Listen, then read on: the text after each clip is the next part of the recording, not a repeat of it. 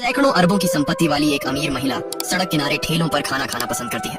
लेकिन आज एक कटोरा शुभ पीने के बाद उसे एहसास हुआ कि वो अपना बटुआ लाना भूल गई है। इसलिए उसने ढेले वाले से कहा वो बटुआ भूल आई है, अगर वो उसे उधार देता है तो वो इसके बदले 10 गुना पैसे चुकाएगी। लेकिन दुकान मालिक को लगा महिला उसे चुना लगा देगी, इसलिए उसने तुरंत लोहे का चम्मच उठाया और अमीर औरत पर मारा, जिससे अमीर महिला गिरने ही वाली थी। तभी एक पागल आदमी ने महिला को पकड़ लिया। फिर उसने एक सिक्का निकाला जो इस सोसाइटी का नहीं था। जब अमीर महिला ने ये देखा तो उसकी आंखें आश्चर्य से फैल गईं। आखिर जिसे वो 10 साल से ढूंढ रही थी आज वो उसके सामने खड़ा है। दरअसल महिला 10 साल पहले व्यवसाय शुरू करने में विफल रही और बेसहारा थी, लेकिन जब वो भूख से मर रही थी तब उस आदमी ने उसे शुभ पिलाया था। इसलिए अमीर महिला ने इसे दिल पर ले लिया और उस आदमी का एहसान चुकाने की कसम खाई। लेकिन एक समय का गौरवशाली आदमी आज इस तरह पागलों की तरह क्यों रह रहा है, ये सवाल महिला को बार बार सता रहा था। वो महिला 10 साल से जिसे ढूंढ रही थी आज वो उसके सामने खड़ा था। महिला ने फौरन आदमी को गले लगा लिया, लेकिन इससे आदमी डर गया और महिला को झट से दूर धकेल दिया। जब अमीर महिला ने देखा कि आदमी को याद नहीं आ रहा है तो उसने तुरंत खुद की पहचान याद दिलाने की कोशिश की, लेकिन आदमी को कुछ भी याद नहीं आ रहा था। इसे बस इतना याद है कि उसका उद्देश्य किसी के लिए शुभ खरीदना था। अप्रत्याशित रूप से जैसे ही उसने सिक्का निकाला ढेले वाले ने उसे चम्मच से गिरा दिया। फिर अमीर महिला के भोजन से बचा हुआ वॉन्टन सूप उठाया और उस आदमी पर डाल दिया, जिसे देखकर महिला को काफी गुस्सा आया। उसने तुरंत आदमी की जेब में से फोन निकाला, फिर उसने अपने सहायक को बुलाया। महिला ने ढेले वाले से कहा अब तुझे पता चलेगा मैं कौन हूँ। ढेले वाले ने भी आसपास के लोगों को मदद के लिए बुला लिया। तभी सहायक अपने आदमियों के साथ अमीर महिला को बचाने आ गई। उसने तुरंत बोस की रक्षा करने का आदेश दिया। इतने सारे लोगों को देखकर ढेले वाले को अपनी औकात पता चल गई। ढेले वाला जो पहले घमंडी था उसने तुरंत अमीर महिला के सामने घुटने टेक दिए, लेकिन अमीर महिला जो अभी भी गुस्से में थी उसने बिल्कुल भी उसकी तरफ ध्यान नहीं दिया। जिसके बाद अमीर महिला ने जमीन पर पड़ा सिक्का उठाया, लेकिन तभी उसने पाया कि वो आदमी वहाँ से गायब था। महिला ने जल्दी से सहायक को आदेश दिया कि उस आदमी को हर हाल में ढूंढ कर ले आए। तभी बगल वाले ने महिला को काफी परेशान कर दिया। दरअसल वो आदमी एक मार्शल देवता है। एक युद्ध के दौरान वो गंभीर रूप से घायल हो गया था। उसने अपने आदमी को बताया कि किलिन सिक्का दुनिया में प्रकट हुआ है, इसलिए मुझे वहाँ जाना होगा, मैं जल्द ही वापस आऊंगा। जिसके बाद उस आदमी की बेटी को दिखाया जाता है जिसे उसका पति सिर्फ इसलिए पीट रहा था कि उसने एक कुरियर वाले से कुछ बातचीत की थी। आदमी पत्नी को पीटता ही जा रहा था और शातिर सास किनारे से केवल तमाशा देख रही थी। तभी युद्ध देवता घर आए और उन्होंने यह दृश्य देखा तो उन्होंने तुरंत आगे बढ़कर बेटी के पति को धक्का देकर नीचे गिरा दिया। बेटी ने तुरंत उन्हें भाग जाने के लिए कहा, वो इसलिए क्योंकि उसका पति उसके पिता को पागल खाने भेजना चाहता है। पागल पिता ने फौरन उस आदमी को बेटी से माफी मांगने को कहा। तभी बिना टिकट के शो देख रही शातिर सास जोर जोर से हंसने लगी।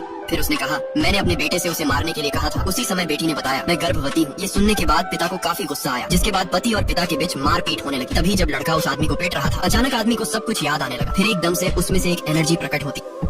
दादाजी ने अपने पोते को पृथ्वी की कोर में 80,000 मीटर गहरे एक ताबूत के अंदर बंद कर दिया। पोता हर दिन तपस्या करता है ताकि अपनी अंतरात्मा पर काबू पा सके, लेकिन लड़के की तपस्या भंग करने के लिए वहाँ हर रोज कई राक्षस सुंदरियां के रूप में उसे परेशान करते हैं। मगर 10 साल की घोर तपस्या के बाद पोते ने आखिरकार अपनी अंतरात्मा पर काबू पा ही लिया। सबसे पहले उसने राक्षस को नष्ट किया, फिर ताबूत से बाहर निकला। पोते ने अब पूरी तरह खुद पर काबू पा लिया था। लेकिन तभी वहाँ दादाजी प्रकट होते हैं। दादाजी ने पोते से पृथ्वी लोक जाने का आदेश दिया और कहा वहाँ जाकर 10 प्रमुख परिवारों पर बकाया कर्ज एकत्र करें, जिसके बाद फेंक परिवार की सबसे बड़ी बेटी से शादी करें। केवल तभी हम परम ऊर्जा प्राप्त कर सकते हैं। जाने से पहले दादाजी ने उसे याद दिलाया कि गुप्त रूप से उत्पात मचाने वाले गद्दारों पर जरूर ध्यान दे और उनसे संभल कर रहे। फिर जब लड़का पहाड़ से नीचे आता है तभी वहाँ फेंक परिवार के मुखिया और उसके आदमी लड़के का स्वागत करने आते हैं। लड़के ने कहा अब समय आ गया है कि आप अपना वादा पूरा करें। तभी वहाँ फेंक परिवार की सबसे बड़ी बेटी भी आती है, जिसे देखकर लड़का मन ही मन सोचता है काश ये हूर मेरी होती। लेकिन एक गलती से लड़के को उसकी बहन से शादी करनी पड़ी। दरअसल ये 20 साल पहले की बात है, जब फेंक परिवार बर्बाद होकर भूख से मर रहा था। तभी सौभाग्य से दादाजी ने उन्हें खाना दिया।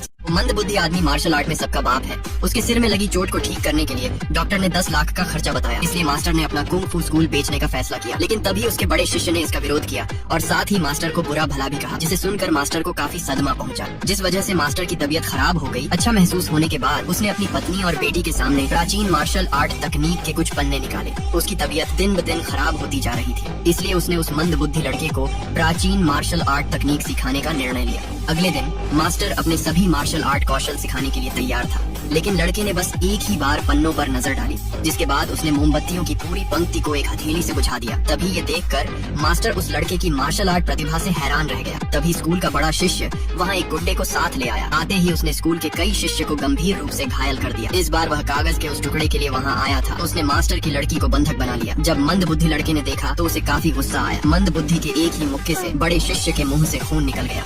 तभी अचानक मंद बुद्धि लड़के का सर चकराने लगा। उसे पास्ट में घटी दुर्घटना के बारे में सब कुछ याद आने लगा। इस चीज का फायदा उठाकर बड़े शिष्य ने उस मंद बुद्धि लड़के पर हमला कर दिया और उसे खूब पीटा। मास्टर की पत्नी और बेटी, जिसका मंद बुद्धि लड़के के साथ कोई रिश्ता न होने के बावजूद, उस जालिम से मंद बुद्धि लड़के को छोड़ देने की भीख मांगने लगे, लेकिन जालिम शिष्य रुकने का नाम ही नहीं ले रहा था। आखिरकार मास्टर ने टूटकर दस्तावेज पर हस्ताक्षर कर दिए। तभी मास्टर की बेटी उस जालिम पर चिल्लाने लगी, गद्दार, तुम्हें तो नर्क में भी जगह नहीं मिलेगी। जब उस गद्दार ने ये सुना तो वो भी भड़क गया। उसने कहा, क्या करूं, तेरा बाप इस मंद बुद्धि को कुछ ज्यादा ही अहमियत देने लगा था, इसलिए जालिम बनना पड़ा। तभी मास्टर ने उसे चैलेंज किया, मैं भी तो देखूं तुमने इतने साल में कौन सी तकनीक सीखी, तो हो जाए दो हाथ।